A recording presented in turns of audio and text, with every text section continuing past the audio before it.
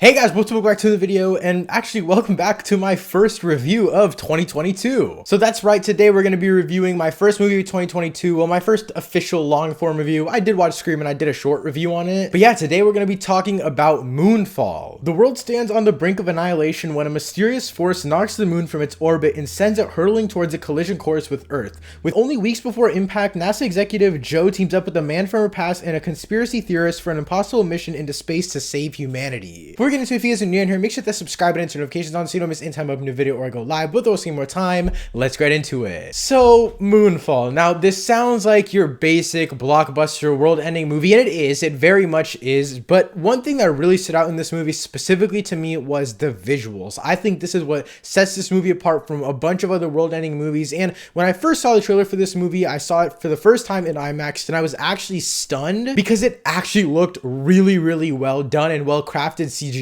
wise, visual effects wise, and the whole movie held up. There's only like one or two few moments in this movie where the CGI really just takes me out of it and I can't believe anything that's going on. Like, obviously this is crazy, like they're going to moon to fight AI, like that's insane, but the CGI does make up for that insane concept because it's represented so well, and just as a whole, visually this movie is told really, really well. I'll also say something that struck me by surprise was the continuous storylines on both Earth and in space. I'm not going to get into what specific characters are on Earth and what specific characters are on space because that's not told specifically in the trailer, so I'm not going to mention that, but I will say I do like what they did with that storyline. I haven't seen a crazy amount of world-ending movies, but the few that I have seen don't really use this type of storyline, and it keeps me really engaged with side characters that in the beginning I didn't really care for. I thought they were just thrown in there, but after watching it more and going throughout the entire emotional process of this movie, it really paid off. And that's another thing I really do like about this movie. It's very heartfelt for just a massive blockbuster world-ending movie.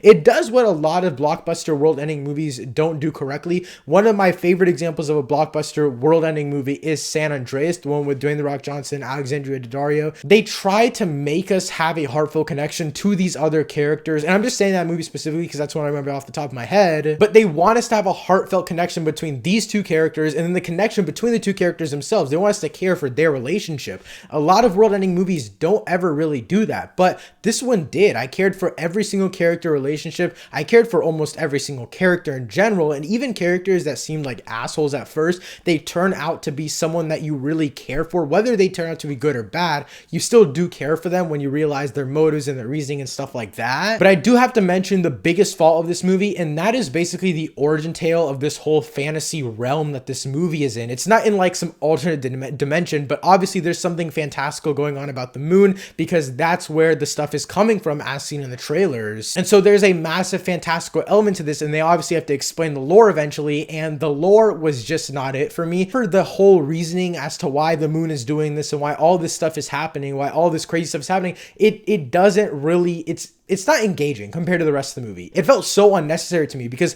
only the parts where they had the lore in the last 20 minutes is where I absolutely just was not following the movie. I was like, what is happening? I don't care for what's happening. But then once they threw all the lore aside and then got to the actual like finale part, I was really intrigued and I really, really did like it. As a whole, Moonfall has a lot of faults and flaws, but at the end of the day, I still felt a heartfelt connection for the characters. I would recommend this movie to you. So if you can get like a $5 ticket to your AMC on a Tuesday afternoon, I really recommend going to watch it. But other than that, I'm not sure if it's worth the $13, and you might as well just wait until it gets on Netflix, Amazon Prime, or some streaming service. Overall, I'd give Moonfall a 6 out of 10. I think it's a decent movie at best, just because it's so average in everything except for visuals and just connection to characters. The story isn't anything crazy at all. It's actually literally just average. It's a super basic storytelling. Again, 6 out of 10 because it's just good. But yeah, guys, that's basically it for this video. If you've already seen Moonfall, let me know your rating in the comments down below.